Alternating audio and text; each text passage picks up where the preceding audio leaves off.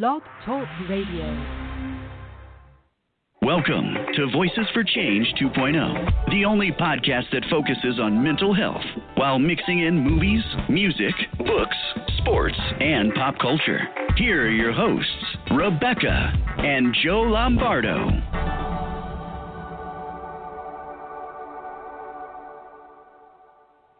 Hey, good morning, and welcome to Voices for Change 2.0. Yeah, how's it going, strangers?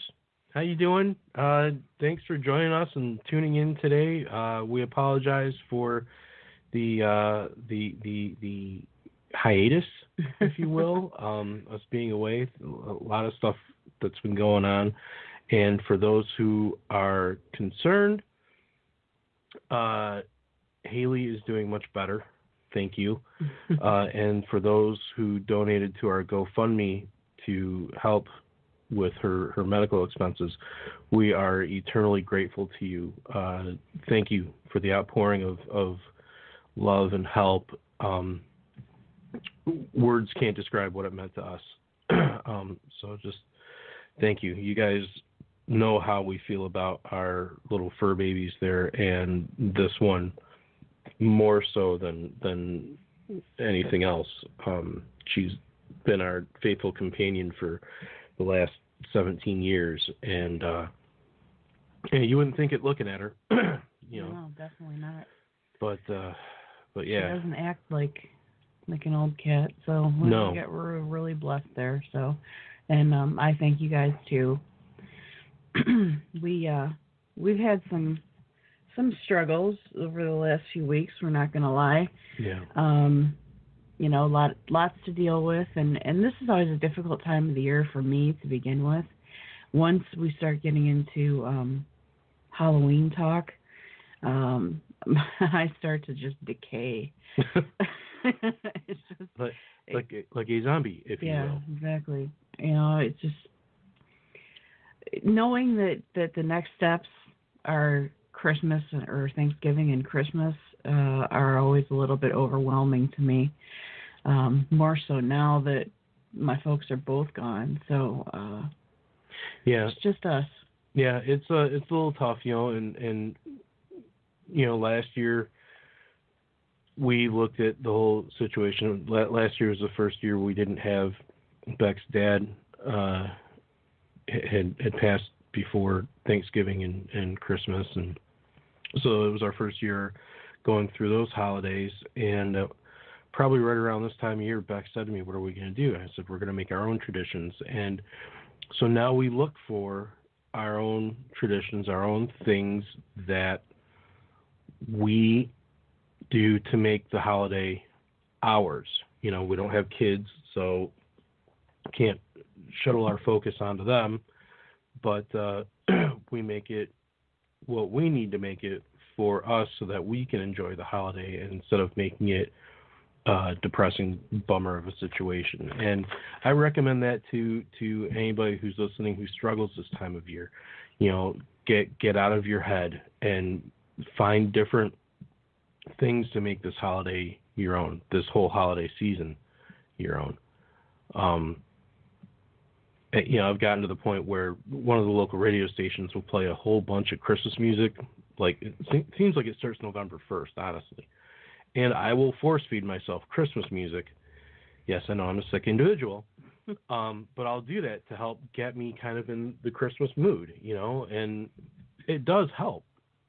You feel a little bit happier, and you kind of. You do. Well, I do, yeah. And yeah, it makes me wistful for when I was younger, and spending the holidays with my family, and with my dad being passed, and we don't get to see my mom that much, but we do the best we can with it. And I appreciate what I had, but I treasure what I have in front of me now.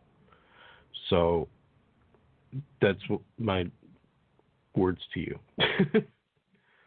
Okay. The end. All right, thanks, okay. babe. Yeah. So for today's show, we are chatting with someone that I really value as a mental health advocate. I have followed his podcast a little bit, and he's got this really really cool show called You, Me, Empathy. We'll talk a little bit more about that later on, but we just are really grateful to have him with us on our first show back after our brief hiatus. So please welcome to the show, Mr. Known Wels. Hey, guys. Hello. Hello. Hello. Good morning. Good morning. Yes, really. Your microphone sounds fantastic. Yeah. I have a ATR 2100 Audio-Technica mic hooked up to my little Xenix mixer. So I do it right over here. Nicely done, sir. I actually have one of those mixers myself. The Behringer, nice. right? Yes. Yeah, we used to use that in my band. Those are nice. those are great little mixers. Yeah. So, yeah, we're rocking a blue mic over here. Oh yeah. A blue Yeti. Yeah. Yeah, I know those. Can I just say that my heart goes out to you two. I'm a fur baby lover myself. I don't know the nuances of Haley's situation, but I could feel your struggle, your pain, and so my heart goes out to you, and I'm empathizing with that sentiment. Oh, well, thank you so much. Yes, thank you very, very much. It means a lot, I don't know if you saw any of the pictures over that Beck posts from time to time, but yeah, she's our baby. Our princess. Yeah. Please excuse me if you hear my teeth chattering. It's like 10 degrees in our bedroom right now, so. Yeah, she's a little chilly here versus your nice, warm Southern California weather. Yeah, sure. I apologize in advance for that. I have so much shame. He did, yeah. You did have to get up really early, and we do appreciate that. So thank you for that, having to get up at the crack of dawn on a Saturday when you could be sleeping. Yeah. So. It's my pleasure. So, if you don't have any questions for us, we're just going to get the ball rolling. Let's do it. Cool. All right. Yay. Well, we'll start off with the question that we most often ask our our guests, and that would be to tell us where your mental health journey begins. Oh boy. I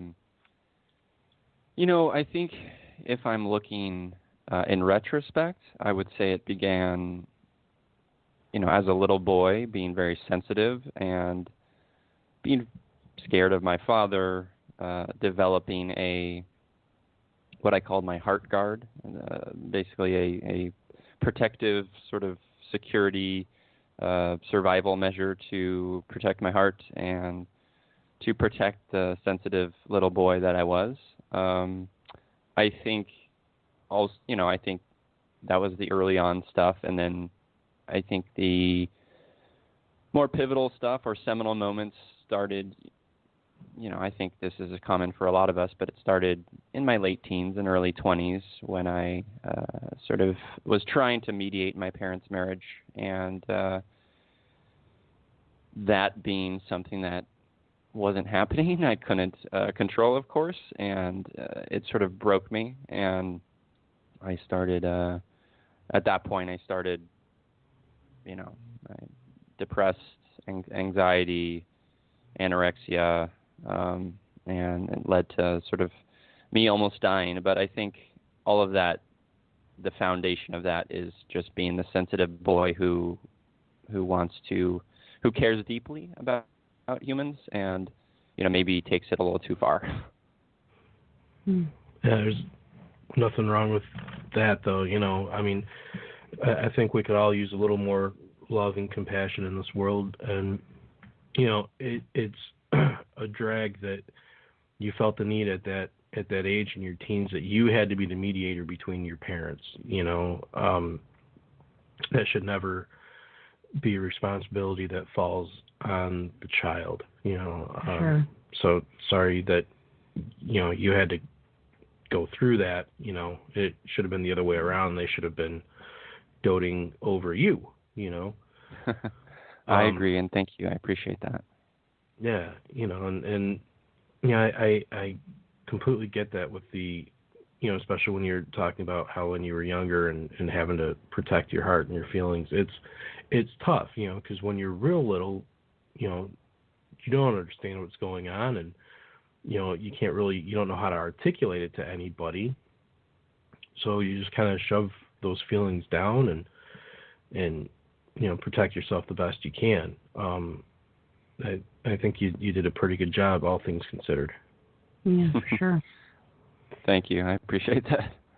I remember being a young age and listening to my parents fight because, parents fight. There's nothing to be embarrassed of. My parents especially were pretty good for a bout, but I actually had it set up where I could call my best friend, and my dad had worked out of the house, so he had a office in our family room, and he had a separate phone number, and I'd call her from the house line and ask her to call his business line, and she would just ring the phone, and they would have to break it up, and he'd have to go try and answer the phone, and she'd just hang up. But it was enough to to get them to stop for a little while. Which is brilliant. Yeah. That is amazing. I love that so much. Just the little coping mechanisms I created when I was a little kid. So yeah. Mm-hmm. I empathize with you. Yeah, I mean, I think Joe's right. At that age, you don't have the capacity to understand what you're going through. You don't have the language to identify what you're going through, and kids need just so much love and compassion and understanding. And when there's not much of it, or when there's just a little bit of it, or there's maybe the opposite of it at times, it's challenging. You just kind of go, I, as someone who's an introvert also, you go inward, and, you sort of stuff it down until you can figure out what it is, Right. Or you explode. That's the other thing. Yeah. Yeah, and I don't say that facetiously. I completely mean that, When I was younger, I would hold stuff in, and I remember distinctly being 11 or 12 years old and the doctor diagnosing me with an ulcer at the time because how I would keep in my emotions. I wouldn't let them out. I wouldn't, if I got angry, I'd stuff things down. And, after that, and Beck can back this up, when I get angry, and, I'll let it out, but I'll have my little outburst, and then I'll cool off and be okay. When he has his little outburst, I vacate the premises. Yeah, Mm-hmm. but I boundaries. think, yeah, exactly. But I think as I've gotten older, I've learned to cope better, and I've mellowed out. I know I've done that. Something that would have, just sent me into a rage at 25. Now at 44, I laugh it off because there isn't much you can do about it. Yeah. Just kind of take it in stride. Yeah, we've both done a lot of growing the last few years. Yeah. Yep. We're always growing. I think we have to. Yeah, totally. Indeed. For sure. Did you feel supported by family or friends, when you were going through, especially like in your teens and stuff, and things were starting to, you were starting to get depressed and going through all the stuff that you were starting to go through? I think the short answer is no. I would say that even at that point, I sort of associated my value or my strength in putting all of myself into others. Mm-hmm. which is valiant, but it's also as we know, it's excluding the sort of self-care component of it, and I didn't know how to do that at that point, and Right. so I was at that point I was with my mom, and she was living in a place where it was a bit more isolated, and I didn't really have any friends around. So it was a number of years where it was just kind of back and forth, where I would listen to my mom cry, and she'd cry on my shoulder. She'd talk about my dad, berate my dad, what have you. Then I would listen to my dad, and he would yell about my mom, and it was just a back and forth for a number of years until I just started kind of losing it, started not eating, started running 20 miles at a time, and then I in my sophomore year of college, I went to study abroad in Wales, Swansea, and at that point I started really to lose it and started to go downhill pretty fast. Mm. So is that 19 to 20-year-old area? Yeah. Everybody, virtually everyone that we've interviewed, everything sort of manifested at that age, and it goes the same for me. I was 19 when I was diagnosed, so it's somebody needs to look into that a little bit more. Yeah, I think some studies need to be done. I think there's something about identity at that time in our lives where we're sort of almost biologically trying to establish our identities, but depending on how our foundation is, depending on how we grow, we may not have the tools yet. So we're trying to establish an identity, and for me, at least, I didn't have the emotional structure or tools to really support that, and then it can go, terrifying or bad or dark places if you don't have that emotional foundation. Yeah, that makes sense. I mean, you think about it. You have one mindset about yourself when you're in elementary school, and it starts to change when you get to junior high or middle school, whatever you call it, and then you have this mindset of who you are and who your friends are, who you fit in with in high school, whatever that may be.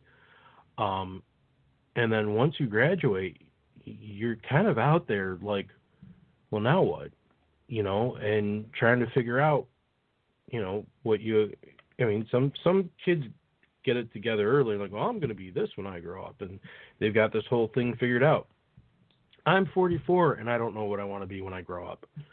I did know at one point, and I've outgrown that, and, so now I think it's just a matter of finding happiness and peace, and taking what comes as it stumbles into our lives.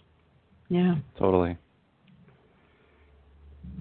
So it's definitely not as common. You don't hear about it as often for men to report of dealing with anorexia. Was that something that that accompanied a lot of stigma? Were there difficulties with that? Did you struggle with telling people what was going on with you? Absolutely, yeah. I think that it was hard to come to terms with, I think, and part of it was me being a man and dealing with that. I think I definitely got stigma, but I didn't, like, it was one of those things where I wanted people to know the pain I was experiencing, but I also, at least initially, didn't know how to talk about it. And so I got a lot of, like, go eat a sandwich, or, like, that sort of stigmatizing language toward me. I did get, people, obviously like concerned with my health and worried about me. But I think even today, I think we struggle with finding the words, finding the language, finding that sort of compassionate support for really a lot of mental health issue. But when I went to study abroad in Wales, I was already down about 40 pounds or so. Trigger warning for anyone who struggles with an eating disorder. But I was maybe 175 pounds. That's kind of like my normal weight, and I was about 145 or something when I went to Wales, and then I went downhill, and I started losing my hair. I would walk to the university, and everything felt like all of my bones felt like my knees felt like I needed knee replacements. Like I said, my hair would fall out. I was always cold and I dropped down to 118 pounds, and Wow. the doctor basically said, your heart is going to stop if you don't do something. And that was sort of a wake-up call for me. But it's so interesting that time in my life. I think looking back, I think it was a control thing. I think that I felt so out of control in the attempts at mediating my parents' marriage. I felt lost. I felt confused about my identity, and I found control in what I put in my body. I also felt maybe a need to even show the world in a very visible, sort of grotesque way my pain and the sort of repercussions of the experience that I had. But yeah, once that doctor said, like, hey buddy, your heart's going to stop, I started getting better, and it took a long time. But yeah, I definitely had stigmatizing sort of conversations with people who didn't understand and who maybe still don't understand. But I think, once I started Yumi Empathy, and once I sort of started going to therapy and being able to really talk about that stuff, I've grown so much emotionally, and grateful for it. That's good. And that's the thing. People say stuff, and I think, at least to a degree, it's lack of understanding. Yeah. So they'll say something stupid like go grab a sandwich or what have you, and they don't realize that it's not, I don't want to eat. It's you're dealing with stuff, and Yeah. You're exhibiting what you're going through the only way that you found you could do it. And the thing that's, I don't know, crazy or interesting to me is that when you were describing your thought processes when you were battling your anorexia is very similar to, and again, trigger warning, but it's very similar to what we've seen and heard from people that self-harm. Mm-hmm. Yeah. It's a lot of the same thing. It's a matter of control. It's you're not, you're in pain emotionally, but you can't express it. So you're doing this to yourself physically as an expression of your emotional pain. So yeah, I mean, I'm real happy that the doctor said, hey, you need to do something about this, and you were able to start turning things around and are doing better, because it's terrifying, and people don't understand. They don't understand what people afflicted with these various mental illnesses, what we actually go through. They don't get it, and it's like they don't want to understand. And it's like, no, you need to understand, because I guarantee one of your loved ones is going through this right now. Yeah. Yeah, I think there's. I think you're right. I think my perspective on the maybe not understanding things is people are scared. People are scared of these conversations. They're scared of the potentiality of their loved ones experiencing these things, and I get that. I totally empathize with that. But as you said, it just takes maybe a conversation here and there, and just gradual sort of growth and understanding in those areas. And I think that's why these conversations that we're having now, and the conversations that we have with our friends, my aim in life is to have these conversations all the time with the hopes of that I would maybe perhaps change the conversation styles or conversation sort of MOs of just another person. So maybe that person can have sort of more vulnerable conversations with their friends, and then hopefully the stigma, the fear, the ignorance can subside a bit, Right. But Joe, I appreciate the empathy and the sort of the experience, relating my experience to people who have have had self-harm. I went through a period of that myself, and it's totally true. And yeah. I even, another trigger warning here, but I even, in the sort of throes of my depression and anorexia, I had pretty intense suicidal ideation. I often would sit. It's a strange image. It's almost like a poetic image. I guess when you get to that moment, you think everything's poetry. But I would often sit in this bathtub in the flat in Swansea, Wales, and I would look down at my body, frail and kind of disgusted by my body, and but the water would sort of, it was almost like a softening effect, and I would feel maybe a little less sort of self-hate toward myself, but I would also, I would sit in that bathtub and think about cutting and think about ending things, and I'm grateful I didn't, but yeah, I mean, the mental illness is a serious thing. I think it's we can all very quickly vacillate to those darker moments. Yeah, it's not that hard to do either. It takes one. There's a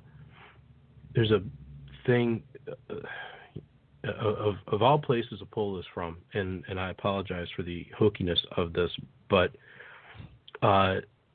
in the Batman comic books, there's a thing about one bad day, and all it takes is one bad day to push you over the edge. That's what they say happened with the Joker. That's what happened with Batman.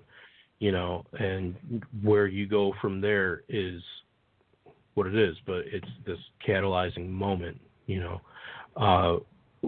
where you finally reach this point, and you're standing on the precipice and someone gives you a shove. So at that point, we're going to take a break. All right. Thanks for that, babe. Yeah, no problem. It's what I do. I am the resident nerd. So we're going to be listening to Tara Naomi with Help You Fly. And we'll see you guys on the other side of this.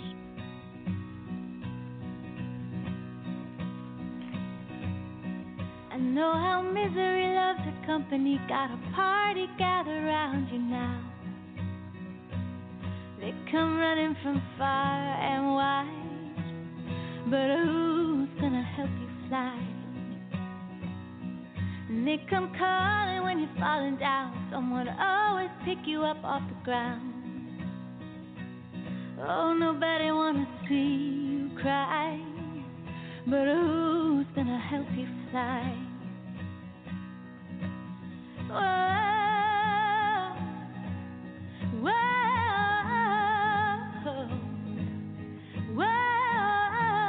whoa, who's gonna help you fly? Well, around. People always gonna help you get by, but who's gonna help you fly? And it's a messed up situation when I got the words to call on when the well runs dry. But I just wanna celebrate my life, wanna find someone to help me fly. Whoa.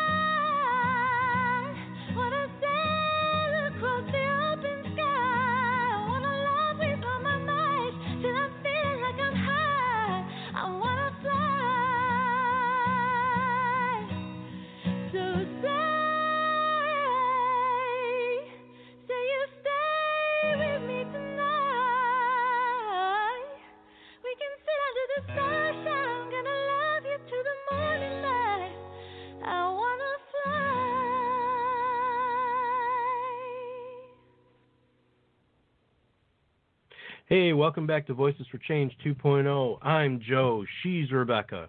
Say hi, Rebecca. Hello, Rebecca. That's my baby.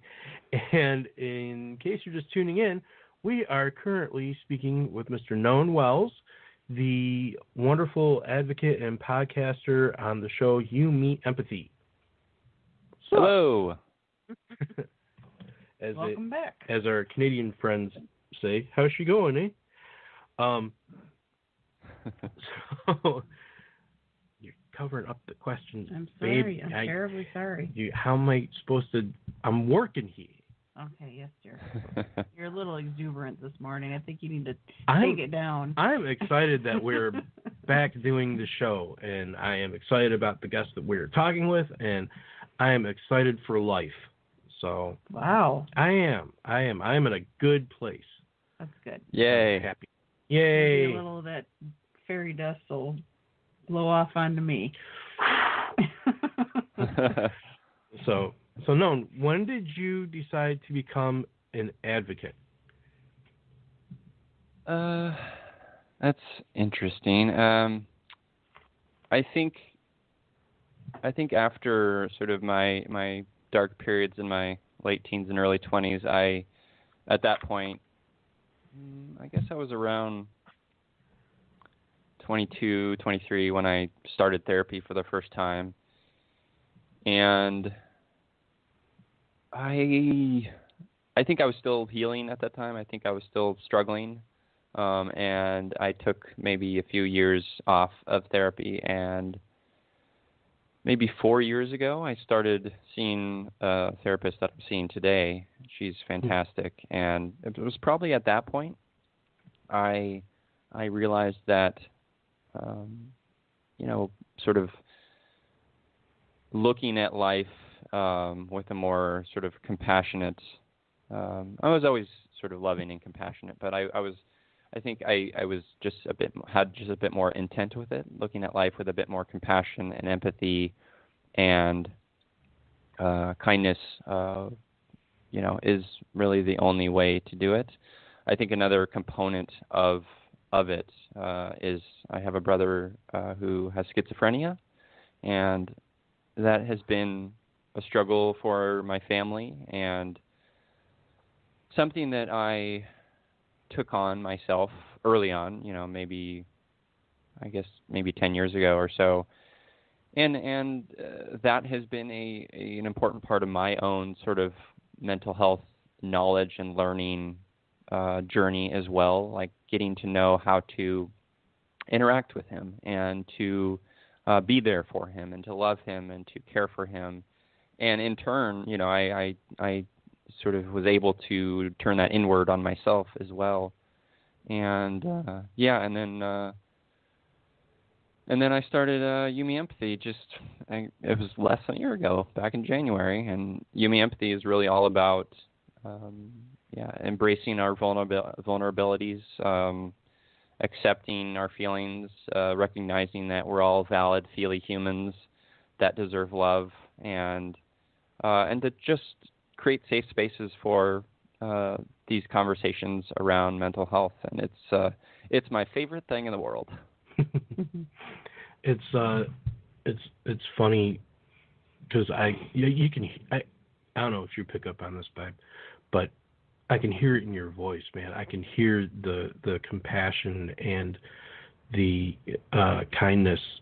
I heard it the second we talked with you before the show even started. I'm like, wow, this guy is just incredibly sweet and loving, and I can just, you project it. Yeah. That's very sweet. I have goosebumps, so I thank you. Yeah, absolutely. And it's a little bit creepy how your life and my life kind of run parallel to each other, between the struggling with the anorexia and having a brother with schizophrenia. I have one as well. Oh, wow. We kind of go back and forth between whether his issues are more focused from his closed head injury or schizophrenia. And, in fact, he's struggling a lot right now, and he's refusing to take his medication, and it's getting real rough. Yeah, he's going through some stuff right now, and it's hard because you want to help him, and in some ways you can't. Mm-hmm. Yeah. And that's the heartbreaking thing about it. So yeah. It was, when you mentioned your brother, we kind of looked at each other and was like, hey. Yeah, I'm sorry to hear that, Becca. My heart goes out to you. I think that, it's so hard. We want to. I still have the urge to want to put all of myself into others, and I think it's such a hard realization that we can't control it, and we can only do so much to help, because it is literally the worst thing to know that our loved ones are struggling. Yeah, it's so difficult. Exactly. How do you two face that, manage that yourself inwardly? Well, that's a good question. We've always kind of had the sort of take on everything that it's sort of us versus everybody. We kind of use teamwork and stick together, and we make sure that we don't ever focus the stress or the troubles, that we make sure we never turn on each other. Yeah. And we always know we have a safe place to be.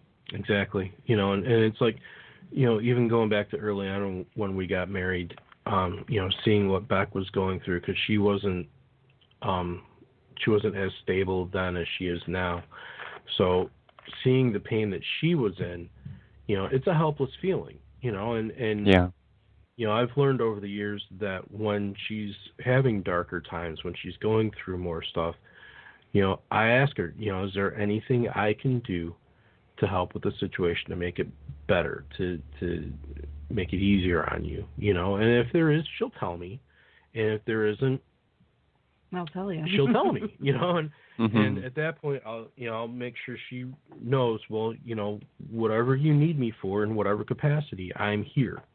And that's, I think, safe haven for her, is knowing that she can rely on me no matter what. And I kind of take pride in that, because she's my baby.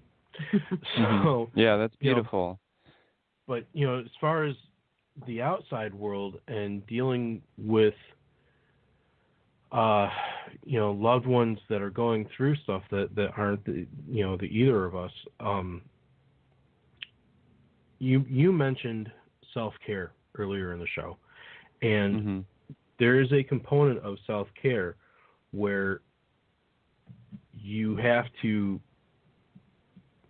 step away. Yeah, you have to look at the situation and go, well, I can be there for you in this situation up to here, and you set, you almost have, and it's hard, but you almost have to set this boundary, because if you don't, that you're going to fall down a rabbit hole right alongside your loved one, and you're not going to benefit them, and you're not going to benefit yourself, so you have to know where your limits are as well. And it's difficult. It sucks, but you have to, for your own sanity. Yeah. And I get it, because you want to be Superman. You want to be the hero. You want to save them. You want to save everyone that you care about and make sure that they're okay, and that, nothing is wrong, and that we all can lead happy, healthy lives, and sometimes the reality is just not that. Yeah. I think the intent there, or the sort of the feeling that we need to come in and sort of be Superman and or Wonder Woman and save the day and sort of, I think that's coming from a heart first place, but it's also coming from a place of maybe some ignorance and maybe some, just misunderstanding. And I think just with time, as you learn more about mental health and things like that, it gets a little grayer. It's a bit more nuanced. There's a thing I'll always remember early on in You Me Empathy. My friend Katie Hilliard mentioned. She said, we have to give people the dignity of their own experiences. And I love that so much, and it will always live with me, because I think that she's right. She's right. We need to give people the chance to live their own lives, and the chance to struggle, the chance to bump up against things, and to learn from those experiences. And we can be there as maybe guides at times, and be there in love. But I think we also have to let them struggle and let them be as well, which is, of course, which is so hard. But I don't know. I just love that. It hits home for me. My dad was older when I was born. He was 55 when I was born, and he was always very overprotective of me. Even that's an understatement. You shuddy. Even into my 20s, even after we got married, he was, on the phone almost every day and all this stuff. And, I understood where he was coming from. I knew it was a place of love. I knew he didn't want to see me struggle or fail or be hurt. I got that. I understood that, but looking back on it, it's like, I wish he hadn't been so overprotective, because it hampered me a little bit, especially after we got married. It was a huge learning curve for me, going from living at home and living with their rules and what they did and all this stuff, to finding my way as an adult, and gratefully I have, at least I think I have. I don't know. Have I, babe? Yep. Okay. But, there's that dignity of finding your own way and living your own life, and we need to afford that to people we encounter. Yeah. Yeah. So, turning back to you, me, empathy here. What kind of guests do you feature on your show?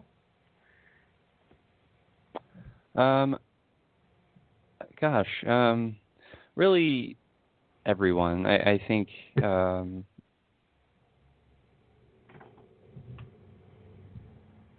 it's really, I've friends, other sort of mental health advocate folks like you guys.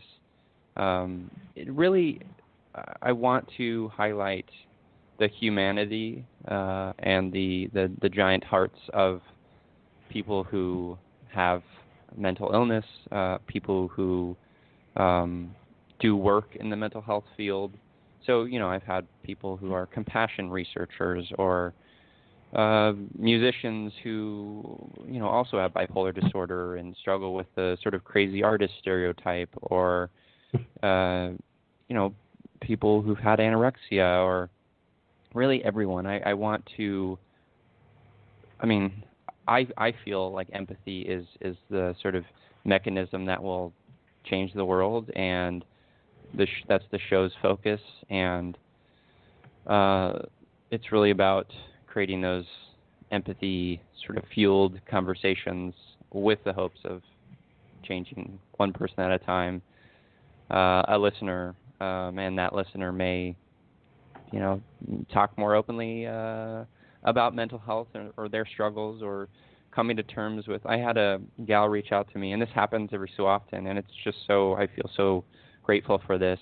I had a gal, probably early 20s, reach out to me recently via Instagram, and she said, "Hey, I saw what you said about, your medication, and I'm about to take Lexapro, and I'm scared. I'm scared about how it will impact me physically. I'm scared of how it will change my mind. I'm scared, and I said, hey, I'm with you. We've all been there. I was there too. I'm still there. I'm worried about it all the time. But if we have the people in our lives who know we're maybe going through that experience and are scared about it, it will be great. It will be fine, and you'll get through it. You'll be okay. And if you're not okay, that's okay too. So it's really just about grounding ourselves in these empathy experiences and the sort of compassionate people around us. Yeah. I was gonna ask you.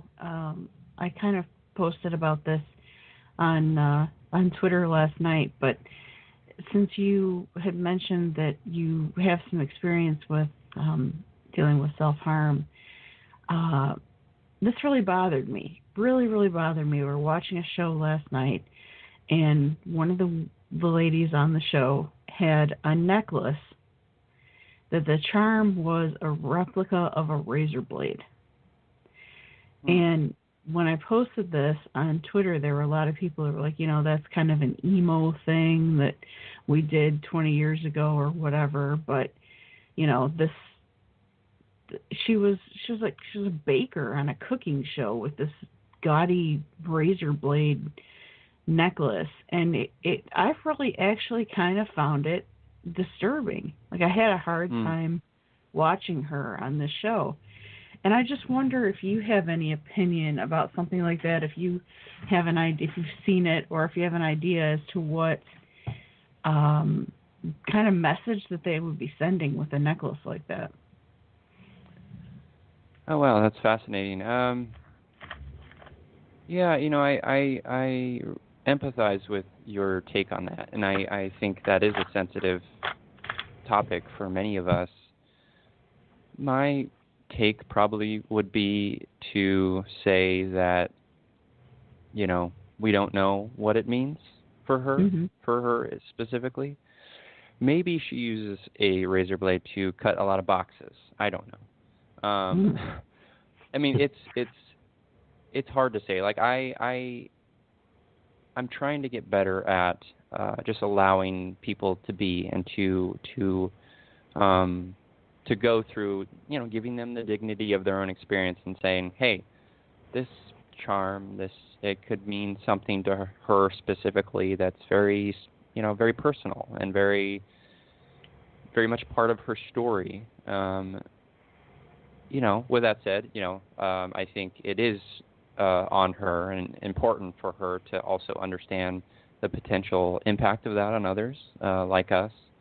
But my sort of first take would be to like, hey, what's going on there? Like, ask her questions, sort of understand. But I don't know. I think that we never know what people are going through, and I think we can't know until we have conversations and be a little vulnerable and to show a little kindness and all that, But I get your side too, Becca. I totally understand. That could be triggering for others, and Sure. I'm sensitive to that as well. Yeah, indeed. Yeah, I have, I'm 5 years clean myself, but that doesn't mean I don't still have urges or thoughts or whatever. So yeah, I definitely, I'm with you. I see your side of it as well, your opposing side as well. I don't know, maybe opposing is too strong a word, but you get where I'm going. Yeah, I empathize with both sides of it, and I still have those urges as well, so I relate to that as well. There's a lot of as wells in there. I apologize. No No problem. You want me to read that, or you? Yeah, read go that? ahead. Okay, I'll read it. So you look like you're about to read it. No, go for it. Okay, I'll read it. So, what advice do you have for someone struggling with the same issues that you've battled over the years? It's a great question. I would say that be kind to yourself. Understand that what you're going through is yours, and that's a powerful thing, and it's an empowering thing at times. But it's also others as well, and other people have experienced it. And in your struggles, it's okay to not be okay. Sometimes, I think that there are ebbs and flows ahead of you. There will be peaks and valleys, and to understand that you will get through it. You've been there before, and you'll get through it again. And to create little pockets of empathy and love in your life, and create, have conversations and look inward and surround yourself with people who will allow you to look inward. Surround yourself with other feely humans who are mirrors into your own sort of mental health and journey and growth and learning about your own struggles and your own brights and darks, and just show compassion for yourself. And those are my advice tips. Okay. I think it's good advice. Absolutely. Where because we're getting really close to the end of the show here, Non. Where can people find you online? Yeah, people can listen to Yumi Empathy on Apple Podcasts, on Google, Spotify, Stitcher, all the places. You just search Yumi Empathy. You can go to yumiempathy.com or my website, knownwels.com, NONWELS.com. I'm on Instagram and Twitter at Yumi Empathy. We also have a little private Facebook group that is a collection of just really great, awesome, safe, wonderful humans. That's at facebook.com/groups/Yumi Empathy. But yeah, search Yumi Empathy. You'll find all the things. Cool. All the stuffs. All the stuffs. Awesome. Well, we got to wrap it up. Before I let you go, I'm putting this out there to the people. This has absolutely nothing to do with the show. Oh, awesome. But I feel it needs to be said as time runs out for us. 11 days. I think it's 11 days. Get out and vote. Enough said. Indeed. Yeah. Whatever you believe, get out and vote. Needs to happen. Okay, off my soapbox. All right, so we are going to end the show with Baby Blue Sky by Nick Haywood. So, Noan, stick around online here, and everybody else, we will catch you next week. We can't wait to talk with you all again. Thanks for sticking with us. Thanks for tuning in. Bye.